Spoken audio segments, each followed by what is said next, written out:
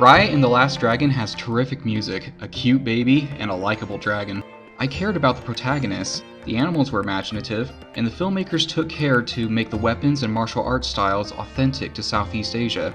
Likewise, character names were consistent with Southeast Asian languages. Some folks reckon that Raya and the Last Dragon should have been a series on Disney Plus, to give more time for character development and world exploration. It worked for The Mandalorian, of course, and I think it would have worked for Harry Potter. If they had waited 20 years before adapting the books, they could have made a stream series, with each season devoted to a year at Hogwarts. However, while I support streaming the right story in live action, I'm not on board with doing it in animation. If a single animated movie isn't enough to satisfy, then we can wait for a full-length, high-quality sequel. The other thing is that we do get a lot of high-quality animated shorts that are not crucial to the central story, but nevertheless contribute to the fun of world building. Now for the story itself. The dragons were magical creatures that brought water, rain, life, and peace to the world. The early humans lived harmoniously alongside them. But mortal utopias don't last forever. Sadly, it is human nature that, when people enjoy prosperity for a long time, without hardships or problems, then their character tends to stagnate. It is the pride cycle. Different ethnic groups and nations share a common enemy in human discord, which threatens to reduce lands to ash and stone. The Druun are the chaotic embodiments of this. When they manifested, humanity lost the right to have dragons among them. Without the dragon's presence, the humans split into 5 hostile nations: Fang, Heart, Spine, Talon, and Tail. Each people made assumptions about the other peoples. In real life, an apostle said, "Perceptions and assumptions can be very dangerous and unfair. Surely good neighbors should put forth every effort to understand each other and be kind to one another, regardless of religion, nationality, race, or culture." After 5 centuries, Chief Benja of the Heart tribe sees that the nations are on the verge of tearing each other apart. So he invites the leaders to a peace summit for building diplomatic ties. But the treachery of Fang provokes even greater discord, and the Druun break out again. Now, in an apocalyptic world, Benja's daughter, Raya, seeks out the last dragon to restore her people. But it turns out that Sisu cannot make everything better. She can only guide the heroes as they work to put an end to human discord. In their journey, the ragtag group takes on representatives from each of the 5 nations. Finally, in Fang, another bout of human discord kills Sisu. With the dragons now totally gone, the world is on the verge of ending. This forces the human heroes to get together and find the solution among themselves. In so doing, they earn the right to have all the dragons return. I guess the reason Sisu comes back is because she didn't totally die in the first place. Perhaps dragons are immortal, and a fatal wound will only put them in slumber. Maybe that's why 500 years of erosion failed to destroy the dragon statues. Sisu joined the water, just like she did before, again to wait for someone else to revive her. Her first revival was accomplished by Raya's faith in reaching out to her. The second time, human unity revived the dragons, who then used their combined power to revive their sister. The movie tries to deliver a noble message that we should not live in cynical paranoia, that we should have faith in humanity and hope for future peace and cooperation, that human beings and ethnic groups should trust each other, and the free world's nations should trust each other. However, the message's delivery could have been better. Yes, our compassion should be unconditional, but compassion is not the same thing as trust. We don't live in a world where you can leave the front door unlocked. Greed, lust, and ambition do thrive in the hearts of some people out there, people who lie to get what they want. The simple truth is that every individual has free will to choose good or evil. A cynical person has lost hope that people will choose good, but a naive person is unprepared for when people choose evil. Literature and cinema are loaded with stories of two-faced villains who take advantage of people's trust. In real life, I understand the need for diplomacy, but there are some world leaders we should never expose our backs to. Even our homeland is infested with con artists. We tell our kids, stranger danger. The scriptures warn us to beware of wolves in sheep's clothing who can infiltrate even our church congregations. Going back to Raya, in the prologue, the naive princess learns a hard lesson, that trust is not something to be given freely, and the movie reinforces this lesson several times. When Raya gives Sisu's counsel a try, she is rewarded with another betrayal. Therefore, why would she show trust in that same person a half hour later? Namaari has never shown herself to be trustworthy. A related problem is how unlikable Namaari and her mother are, even at the end. They don't deserve a redemption arc, they deserve comeuppance. Chieftess Varana and her daughter were lying snakes who betrayed Chief Benja's hospitality. They caused this apocalypse, yet they never own up to it. They never take responsibility for it. When Raya is traveling around trying to clean up their mess, they attempt to rob her and take credit for themselves. Namaari never shows remorse for wrecking Raya's life. Then, when Raya gives a peace offering to save the world, Namaari betrays her again.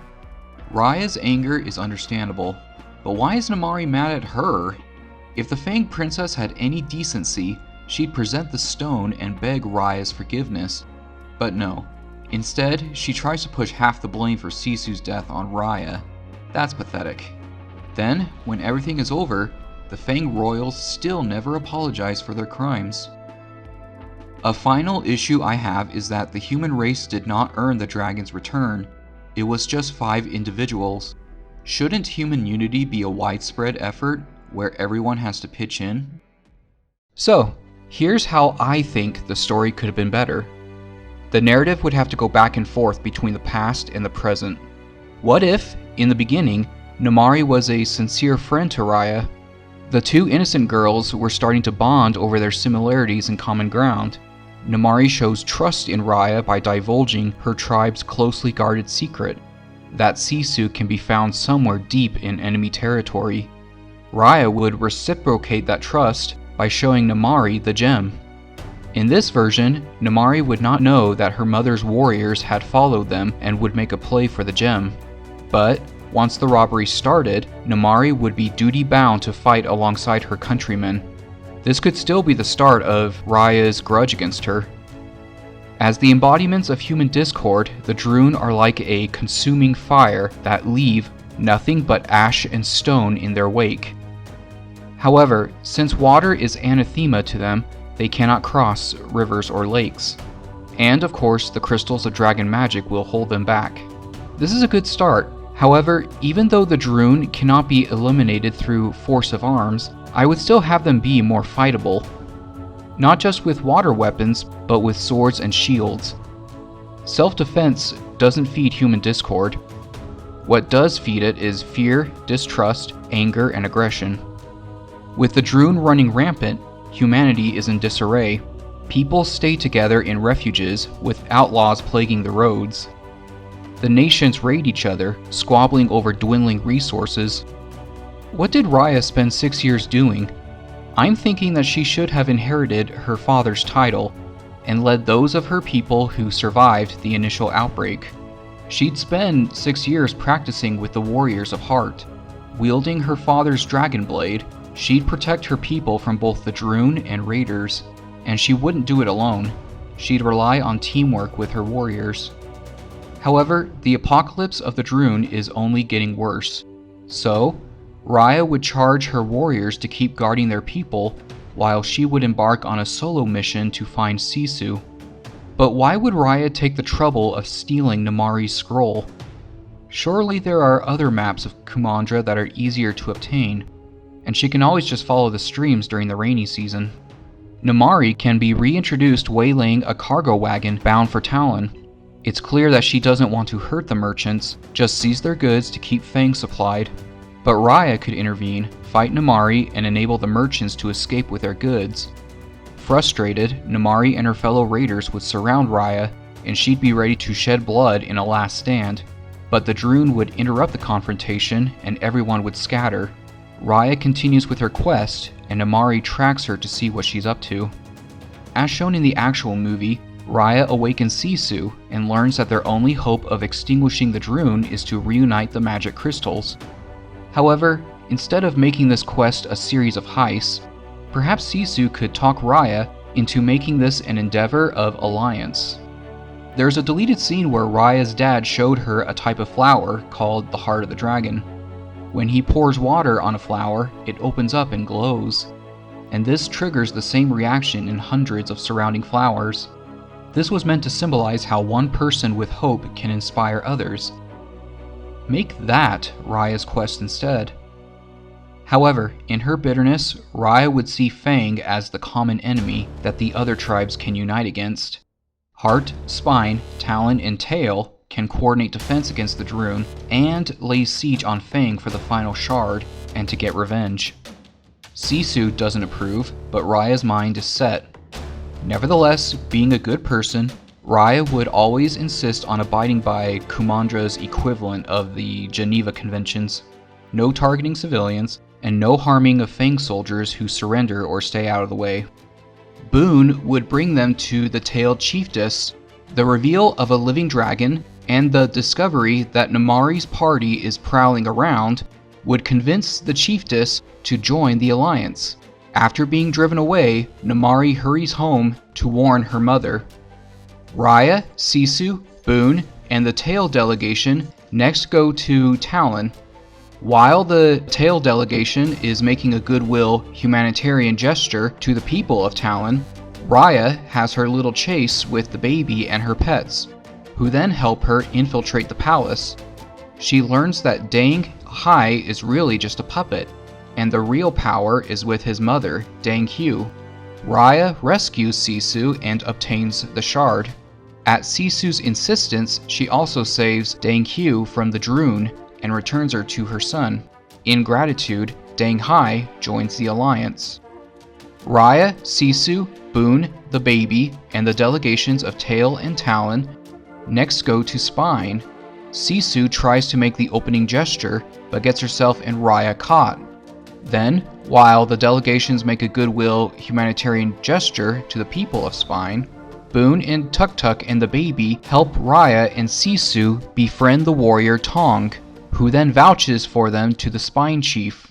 Unexpectedly, Namaari and numerous Fang troops take position outside the wall and threaten to attack if Raya does not present herself with the stones. Raya's new allies want to put up a fight, but Sisu begs them to seek a peaceful solution. So, Raya tells them to slip away while she keeps Namaari busy. The fight would go like it does in the actual movie, and Sisu astonishes Namaari with her appearance. Raya, Sisu, Boone, the baby, Tong, and the delegations of Tail, Talon, and Spine next go to Heart. Raya gives an impassioned speech to her people, declaring the alliance to assault Fang, reunite the crystals, and end the Druun. Displeased, Sisu shows Raya the statues of her siblings and reiterates that the gem was made and used on hope and trust, not malice or vengeance. She also tells Raya that Namaari has a good heart and is just confused and scared. The movie was already trying to show Namaari as a warrior princess who's torn between duty to her country and her conscience as a citizen of the world. I think she should have argued more with her mother, show Namaari's goodness in stark contrast to Virana's hypocrisy.